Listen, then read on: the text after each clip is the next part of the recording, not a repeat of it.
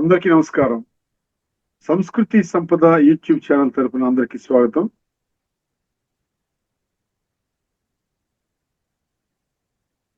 వాగ్గేయకారుల మధుర భక్తి తత్వం అనే శీర్షికలో ప్రొఫెసర్ బి రాధ గారు ధారావాహిక ప్రసంగం చేస్తున్నారు. వారి ధారావాహిక ప్రసంగంలో ఈరోజు 13వ ప్రసంగం చేస్తున్నారు. ప్రొఫెసర్ రాధ గారికి స్వాగతం. నమస్తే సార్, అందరికీ నమస్కారం. మధుర భక్తి తత్వం గురించి మనం గత శీర్షికలో కొంతమంది వాగ్గేయకారుల వైభవం గురించి, సాహిత్యం, కొన్ని వారి రచనల గురించి మాట్లాడుకున్నాం. ఈరోజు మనం మాట్లాడుకునేది దాస సాహిత్యం. నిన్న కొంత చెప్పుకున్నాం, దాన్ని కొంత ఇంకొన్ని రచనలతోటి దాన్ని పొడిగిస్తూ ఈ దాస సాహిత్యంలో వ్యాసరాయరు అనేటటువంటి విజయదాసరు, కనకదాసరు, పురంధరదాసురు వీరందరూ వైష్ణవ తత్వాన్ని ఎంతో ప్రబలంగా చేసి ఆ కృష్ణుడి లీలలు గాని, లేకపోతే ఆ పురంధర విఠలుని భక్తి తత్వాన్ని గాని వాళ్ళు ఎన్నో రచనల్లో తెలియజేశారు. అందులో వ్యాసరాయరు అనేటటువంటి వారు, ఆయన కూడా పెరియాళ్ వారు భావించినట్లుగానే కృష్ణుణ్ణి ఒక చిన్ని శిశువుగా భావించి ఎన్నో రచనలు చేశారు. శైశవరేనే గోపినిన్ని మగనాలూడి ఎష్టెందు బోలలమ్మ, నిన్న మగనలూడి గానవమ్మ కరేడు చిననాగే బుట్టియ హేళే గోపమ్మ. ఇలాంటి రచనలు వారు ఎన్నో రచనలు చేశారు. అయితే పురంధరదాస్ దగ్గరకు వచ్చేసరికి ఆయన కూడా మధుర భక్తి తత్వంగా, భక్తి తత్వంగా, తర్వాత సంగీత పరంగా ఎన్నో రకాల అంశాలను తీసుకొని ఆయన కూడా రచించారు. అందులో కొన్ని మచ్చుకి ఇదేంటంటే మధుర భక్తి తత్వాన్ని బోధించేటటువంటిది. మరుళాదే నినగో మోహనవేష ఇరుಳು హాళగా ఐబో పెరియ తిలయాదే, ఈ రచన. అదేవిధంగా ఆయనది ఇంకొక రచన తీసుకుంటే కండు కండు నీయన కైబిడోరే. అందులో ఏంటంటే నా చేయి విడవద్దు కృష్ణయ్య, నిన్ను ఎప్పుడూ సేవిస్తూనే ఉంటాను, నిన్ను చూస్తూ ఉంటాను, నేను కొలుస్తూ ఉంటాను, నా చెయ్యి ఏనాడు విడవకు, నువ్వే నా రక్షకుడివి, నన్ను అన్ని రకాలుగా ఆదుకునేది, నాకు చేదోడు వాదోడుగా ఉండేటటువంటి దైవం నీవే అన్నటువంటి భావాన్ని ఆయన తెలియజేస్తారు. కండు కండు నీయన కైబిడువరే కృష్ణ పుండరీకాక్ష శ్రీ పురుషోత్తమ, కండు కండు నీయన కైబిడువరే కృష్ణ కృష్ణ.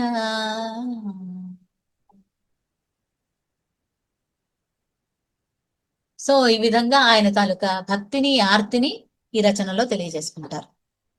అదే విధంగా మనకి తమిళ వాగ్గేయకారుడైనటువంటి అరుణగిరినాథర్, ఈయన 15వ శతాబ్దికి చెందినటువంటి తమిళ రచయిత. ఈయన తిరుప్పగళ్ళు అనేటటువంటి ఒక రచనని, అక్కడ మనం గతంలో చెప్పుకున్నట్లుగా దేవారం, తర్వాత తిరుమొഴി, తిరువందాది, ఆళ్వారుల రచనలు, శైవ రచనలు, నాయనార్ల రచనలు, ఇవన్నిటితో పాటు మనకి అరుణగిరినాథర్ అనేటటువంటి ఈయన కొత్తదైనటువంటి తన రచనని ఆయన తమిళ సాహిత్యంలో చూపించారు. ఇదేంటంటే ఈ రచనకి ఏంటంటే మూలం, ఏ రచనకైనా ఛందస్సు ముఖ్యం.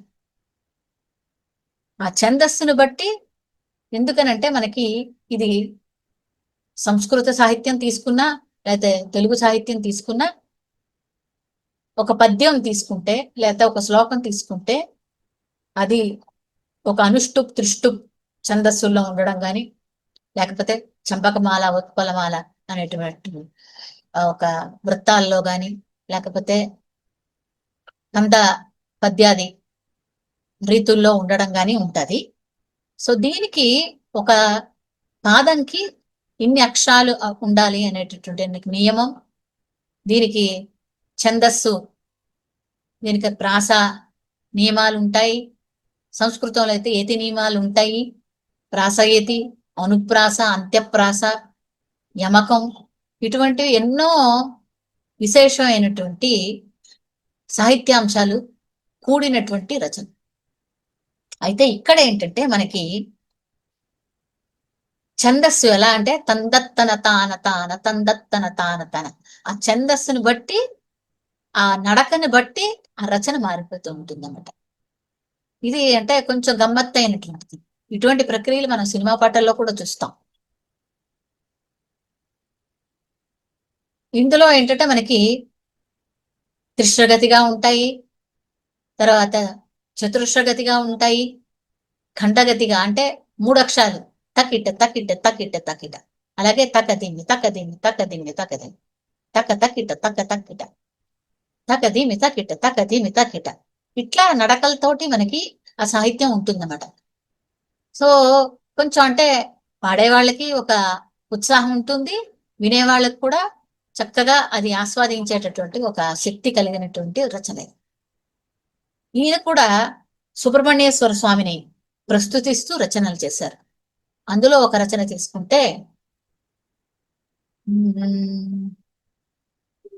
వంకార బార్బిలని తారడు ఎక్కోడశయ కొందరమాల పురలాగ ముడు తోడ్పురల வண்காதிலோல கதிர்போல ஒலி மீசைதழ் மலர் போவோனி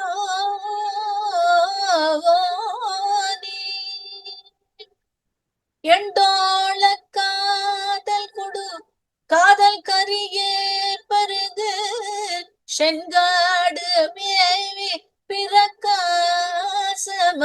மேலழகுடன் காதல் மாலை முடியாரு முகவாமரர் పెరుమాళి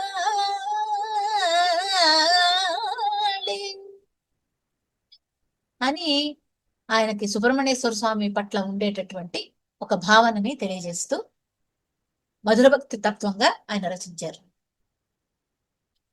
అదే విధంగా మనకి 17వ శతాబ్ది దగ్గరకు వచ్చేసరికి నారాయణ తీర్థులు అనేటటువంటి ఒక వాగ్గేయకారుడు, వీరు ఆంధ్ర గుంటూరు జిల్లా కాజా ప్రాంతం అని కొంతమంది చెప్తారు. దీని గురించి కొంత విభిన్న అభిప్రాయాలు ఉండినప్పటికీ కూడా ఆయన మన తెలుగువాడుగా మనకి వాగ్గేయకారుడుగా చెప్తారు. ఈయన సంస్కృతంలో కృష్ణలీలా తరంగిణి అనేటటువంటి రచన చేశారని, అయితే ఇందులో ఇక్కడ ఏంటంటే శ్రీకృష్ణుడు రుక్మిణికి కళ్యాణం, ఆ కళ్యాణం అత్యంత వైభవంగా వర్ణించి అందులో ఈ రచనలు తరంగాలు అనేటటువంటి రచనని, ఆ భావావేశాలని, లేకపోతే ఆ కళ్ళకు కట్టినట్లుగా రంగరంగ వైభవంగా జరిగినటువంటి కళ్యాణ కమనీయ ఆ తరంగాలని, లేకపోతే ఆ రకమైనటువంటి అనుభవాల్ని ఆయన రచనల్లో ఇమిడ్చారు. ఇందులో ఏంటంటే 12 తరంగాలు అంటే అధ్యాయాలు, 12 అధ్యాయాల్లో 153 రచనల్లో ఇందులో వచనం ఉంటుంది, శ్లోకాలు ఉంటాయి, తర్వాత తరంగాలు ఉంటాయి అన్నమాట.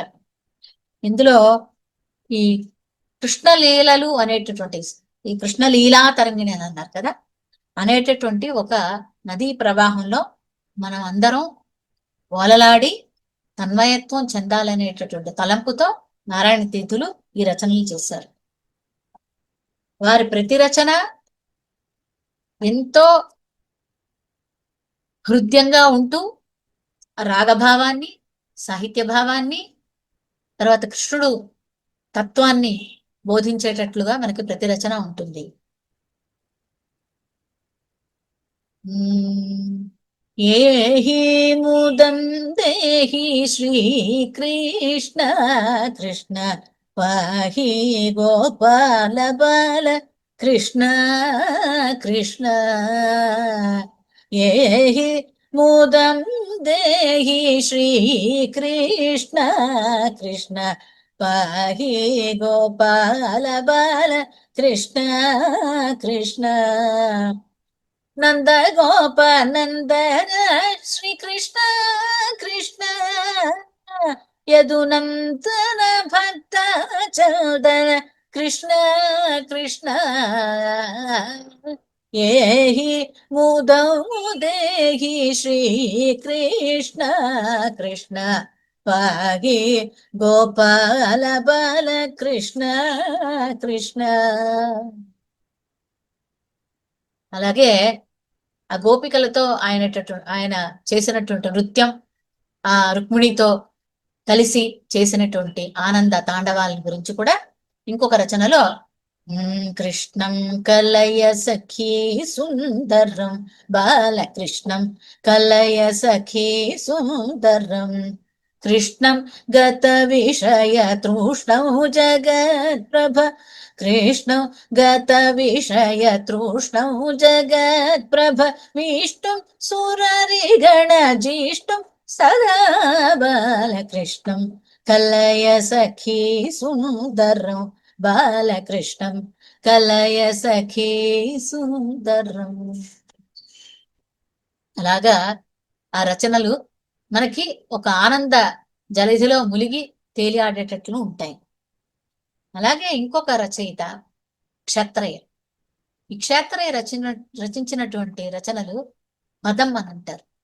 ఇప్పుడు మనం పరిశీలిస్తే మొదటి నుంచి రచనలు తీసుకుంటే మొదట మనకి జయదేవుడు అష్టపదిగా, తర్వాత సంకీర్తనలుగా అన్నమాచార్యుని కాలంలో, ఆ తరువాత తమిళ రచనలు వాటికి పేర్లు వేరేగా ఉంటూ నారాయణ తీర్థులు దగ్గరకు వచ్చేసరికి అవి తరంగాలుగా అయ్యి, ఆ తర్వాత నెక్స్ట్ మనకి క్షత్రయ కాలానికి పదంగా అది పరిఢవిల్లింది.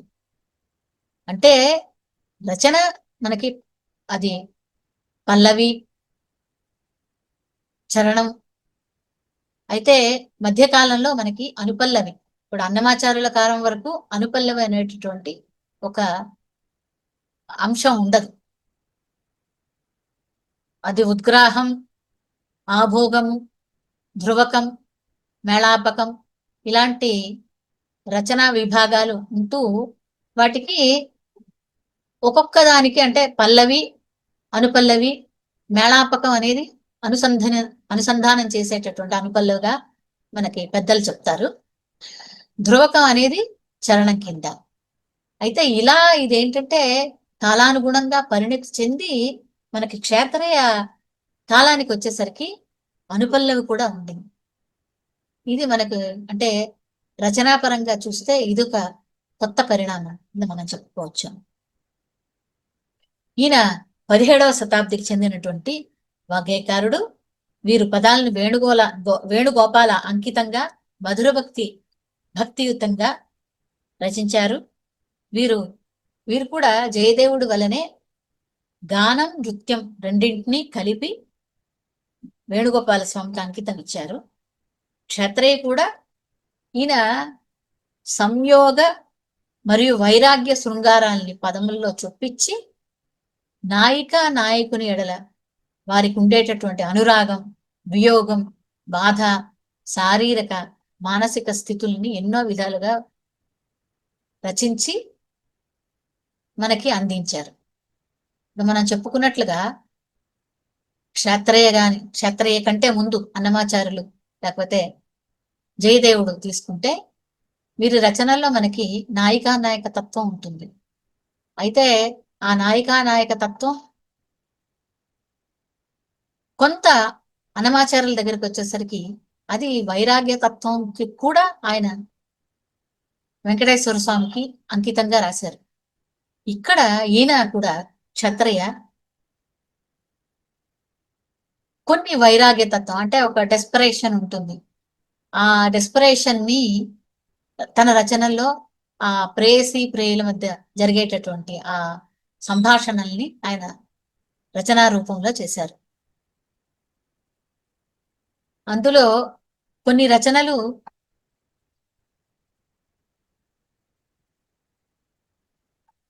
నాయికలు, అష్టవిధ నాయకులు ఉన్నారు కదా, మనకి అష్టవిధ నాయకులకి సంబంధించినటువంటి రచనలు కూడా ఆయన చేశారు. అవి ఒక్కొక్కటి ఒక్కొక్క నాయకుని తెలిపేటటువంటి విధంగా ఆయన రచించారు. అందులో ఏంటంటే స్వాధీనపతికి అమ్మ ఇటువంటి వానికి ఏమి చేయదునే, విరహోత్కంఠిత ఇంటికి ఏలరాడే ముద్దుల బాల ఎటుల జాల.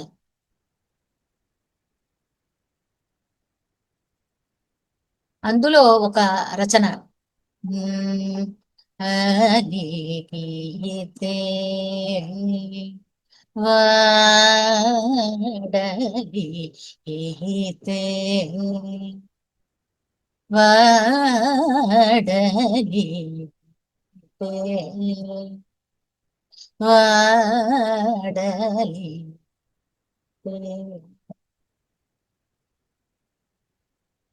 తలిరు వాణి రోబని తలిరు వాణి రోబని దండిల్చగల నవడలి గీతే వాడలి గీతే. ఇలాగా మనకి ఎన్నో రచనలు మనకి నాయిక అంకితంగా ఆయన రచనలు చేస్తారు. అయితే క్షేత్రయ అనంతరం ఏంటంటే మనం రాజకీయ పరిస్థితులు లేకపోతే సాంఘిక పరిస్థితులు దృష్ట్యా మనం వివేచన చేస్తే రాజాస్థానాలు అవ్యవస్థితమై ఈ ముస్లిం మరియు పాశ్చాత్యుల విదేశీయుల తాకిడి వల్ల సామాజిక దృక్పథంలో కూడా కొంచెం మార్పులు మెల్లగా రచనల్లో కూడా దాని తాలూకా ప్రభావం మనకు కనిపిస్తుంది. ఈ 17వ శతాబ్ది తర్వాత మనకి ఏంటంటే రాజాస్థానాలు వాడి తాలూకా ప్రాబల్యం కొంత తగ్గుతూ వచ్చి భక్తి తత్వానికి ఎక్కువ ప్రాముఖ్యత వచ్చింది. అందులో ఒక భాగం తీసుకుంటే మనం భద్రాచల రామదాసు, వీరు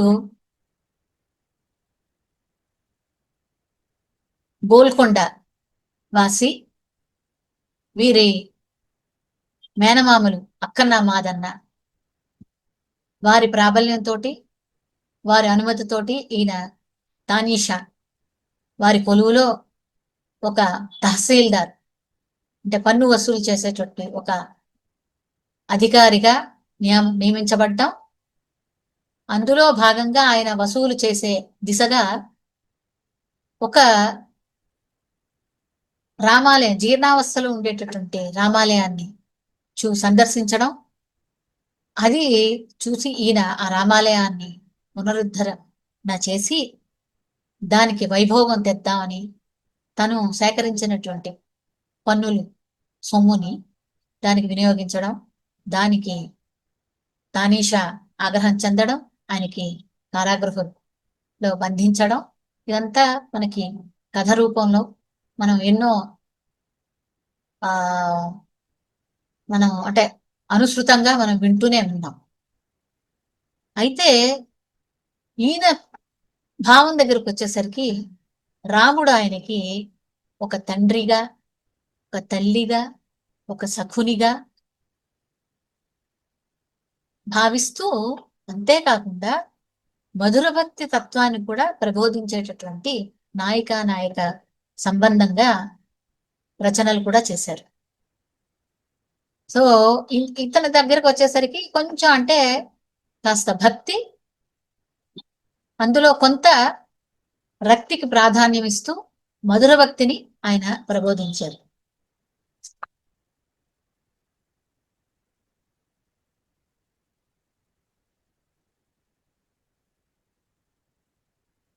వీరి కీర్తనలు తీసుకుంటే చాలా కీర్తనలు మనకి అందరికీ పరిచయం. పలుకే బంగారమాయన కోదండ పాణి పలుకే బంగారమాయన పలుకే బంగారమాయే పిలచేన పలుకవేమి కలలోని నామస్మరణ మరవ చక్కని తండ్రి పలుకే బంగారమాయన అని పాడతాడు. అదే విధంగా ఆయన ఇంకొక కోణంలో మనం చూస్తే ఆయన పెరియాళ్వారు చెప్పినట్లుగా రాముణ్ణి ఒక చిన్ని బాలుడిగా భావిస్తూ ఆయన రామభద్ర రారా, రామచంద్ర రారా,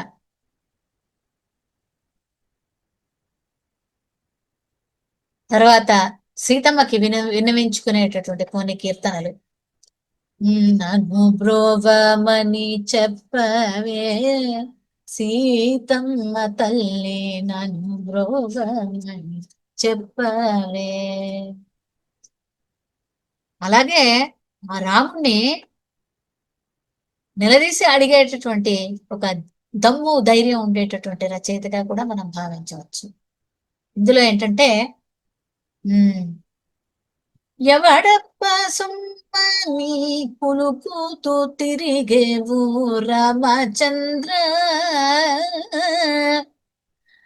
ఆ పతకమునకై 10,000 వరహాలు రామచంద్ర.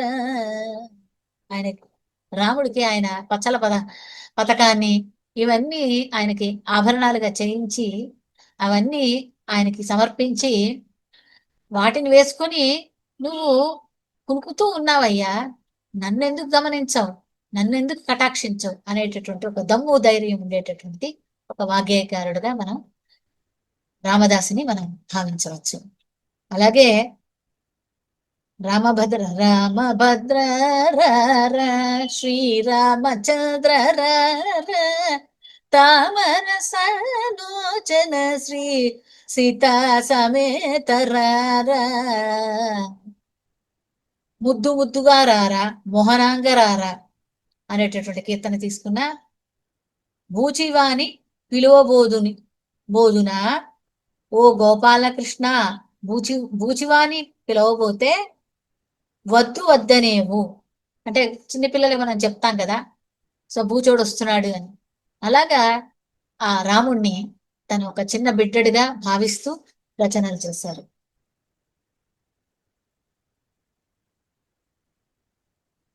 ప్రతి రచన ఒక అమృత తుల్యమైనటువంటి రచన.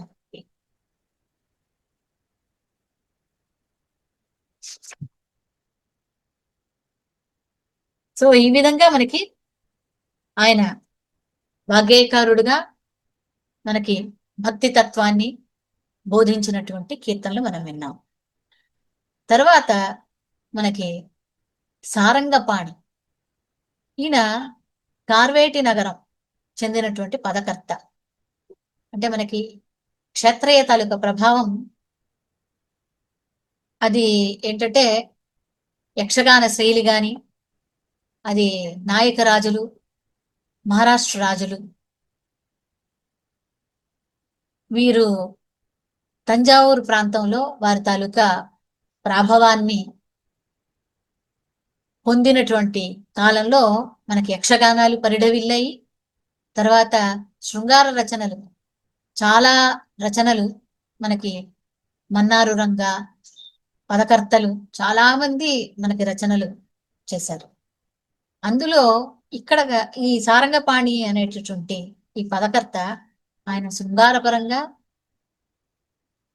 దేశీయ జానపద వైరాగ్య తత్వాలు, అంటే ఈయన క్షత్రియ కంటే ఒక మెట్టు వైరాగ్య తత్వాన్ని కూడా పదాల్లో చొప్పించి వేణుగోపాల అంకితంగా రచనలు చేశారు. ఇది కొంచెం అంటే మనకి క్షత్రియ ఓన్లీ ఒక కృష్ణ లేకపోతే వేణుగోపాల అంకితంగా ఆయన రచనలు చేయడం కనిపిస్తుంది, శృంగార తత్వంగా కనిపిస్తూ ఉంటుంది.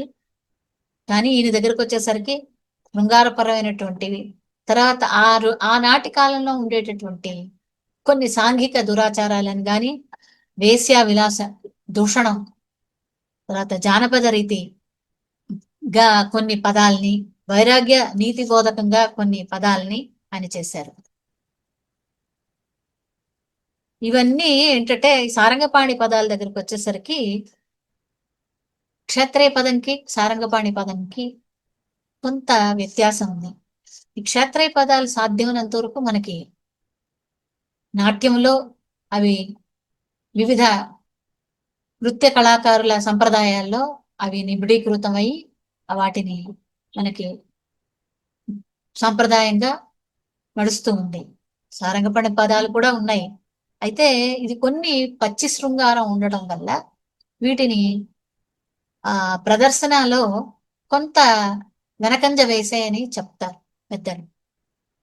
అయితే వారి పదాలు కూడా కొన్ని మనం విశ్లేషిస్తే కొన్ని గమ్మత్తైనటువంటి విషయాలు కనిపిస్తాయి. వరకన్యా తిలకమే వనిత పేరు, దీని పరికించ వేణుగోపాల నాస, ఒలతి నిమ్మోము సంపూర్ణ చంద్రోదయము, అలకాళి రుచి వినోదాంజనము, దాని మృదు మధురోక్తి ద్రాక్షాది రసమంచ, మానవతి చూపు మన్మధబాణసం, చెలియదాని గుణంపు చింతామణి స్ఫూర్తి, అలరించు పాట శృతికి ఆనందరసం. ఇట్లా ఏంటంటే మనకి ప్రతి రచన ఒక అందమైనటువంటి సాహిత్యంతో ఉంటుంది. దోసకారి పోవే అతడి త్రోవ తొక్కున ఊరకే, ఇచ్చిన మంచిదే ఇయ్యకున్న మంచిదే. అంటే ఈయన రచనల్లో సామాన్య నాయిక, మనకి వివిధ నాయికలు ఉంటారు, సామాన్య, పరకేయ, ముగ్ధ. వీటిలో అంటే ఒక సామాన్య నాయిక ఆ వేణుగోపాలుడితో వాదులాడే విషయాలు కానీ ఇవన్నీ ఉంటాయంట. వట్టి చూపులతోనే వలపు పుట్టించేవారు, నీవలే ఎవరి జగతి నేయలే, ఇది నీ పుట్టుక దిరిసేమో, మొలతి కలిగే చేయబట్టి నగువగా తనువు జల్లనగా. ఇలాగా సాహిత్యం ఆయనది ఉంటుంది. తర్వాత ఆయన దాంట్లో జాతీయ రీతులు కూడా కొన్ని ఉంటాయి. అచ్చయ్య పుట్టింది భూమి బలు సెబ్బర, అబ్బురోరం సేరు పెందల కన్నై, అగ్గి తిరునాళ్ళంట అజ్జులీ కథలంట. ఇలాంటి కొన్ని నానుడులు లేకపోతే కొన్ని జాతీయాలు ఈయన రచనల్లో ఉంటాయి. అదేవిధంగా మనకి దురాచారాలని కూడా గర్హించినటువంటి కొన్ని పదాలు ఉంటాయి. పాపాత్ముని ధర్మాధికారిగా పంపేదేదో రోత, సతతము కోపము చేసే నరనాథుని కొలిచేదొక రోత, వలచి భాగ్యములుండి భుజించని వారి కలిమి రోత, ఇంట్లో కులకాంతలు ఉస్సురనగా వేశ్యలు గూడేది ఒక రోత. ఇట్లాంటి సంఘ దురాచారాల్ని లేకపోతే మనుషుల్ని సంస్కరించేటటువంటి పదాలు కూడా పనిచేశారు. ఈ విధంగా ఉంటుండగా మనకి యక్షగానం అనేటటువంటి ఒక రచన రావడం 16, 17, 18 శతాబ్దాల్లో నాయక మరాఠా రాజులు ఎంతో మంది కవులు వాగ్గేయకారులు తెలుగు భాషలో రచించారు. షహాజీ శృంగార వైరాగ్య తత్వాల్లో, అలాగే పలకర్తలు సీనయ్య, ఘటుపల్లి, ఇనుపల్లి. తర్వాత మనకి జావళి అనేటటువంటి రచన 19వ శతాబ్దంలో వచ్చింది. దీనిని స్వాతి తిరునాళ్, ధర్మపురి సుబ్బరాయర్, పట్టాభిరామయ్య, తిరుపతి నారాయణ స్వామి, సో వీరందరూ జావళి అనేటటువంటి రచన అంటే పదం కంటే ఇది కొంచెం సాహిత్యపరంగా తీసుకుంటే కొంత తక్కువ విలువలు ఉండేటటువంటి రచన కింద చెప్పుకుంటారు. బట్ ఇది ఎందుకు అనంటే ఆ రాజస్థానంలో ఉండేటటువంటి నట్టువనారులు కానీ వారి ఆ రాజు ముందు ప్రదర్శించేటటువంటి నర్తకీమణులకి ఉద్దేశించి రచించినటువంటిగా ఈ రచనలు మనం చెప్పుకుంటామట.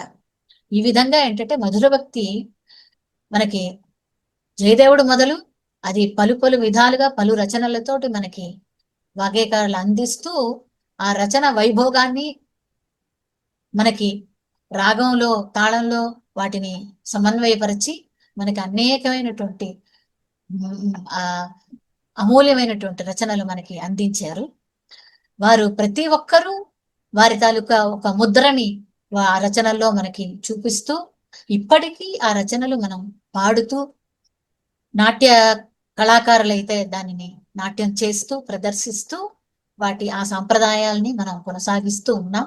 ఈ సంప్రదాయం ఎప్పటికీ చెరగని తరగని ముద్ర వేస్తూ మన సంగీతానికి లేకపోతే మన సంస్కృతి సంపదకి ఇనుముడించే దిశగా మనకి ఈ రచనలు ఎప్పుడు పరివ్యాప్తి చెందుతూనే ఉంటాయి. సో ఇక్కడతో ఈ మధుర భక్తి తత్వం గురించినటువంటి కొన్ని విశేషాలు చెప్పుకోవడం జరిగింది. వీరి ఆ దోవలోనే మనకి సూర్దాస్ గాని లేకపోతే మీరాబాయి వీళ్ళందరూ కూడా మధుర భక్తి తత్వాన్ని కొన్ని రచనలు చేసి వారు కూడా హిందీ భాష పరివ్యాప్తికి తమ రచనలు అందించారు. అంటే ఈ భాషకి అభేదం, అంటే ఆ తత్వం అనేది అన్ని రకాల భాషల్లో ఆ ఒరవడి ఎప్పుడు నిలుస్తూనే ఉంది. ఆ అది కొనసాగుతూనే ఉంది. ఇదే మన వారసత్వం, ఇదే మన సంపద. అందరికీ నమస్కారం.